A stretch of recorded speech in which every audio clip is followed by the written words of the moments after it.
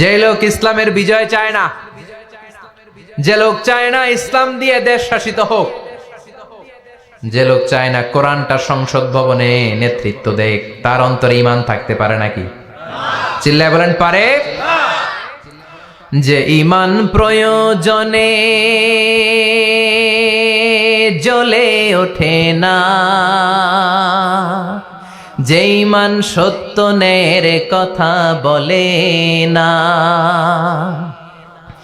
যে ঈমান প্রয়োজনে জ্বলে ওঠে না, যে ঈমান সত্য ন্যায়ের কথা বলে না, যে ঈমান বাস্তবে নাই, যে ঈমান অন্তরে নাই, মুখে শুধু ফাঁকা বলি, কি করে তারে বলো ঈমানে বলি, কি করে তারে বলো ঈমানে বলি, কি করে তারে বলো ঈমানে বলি।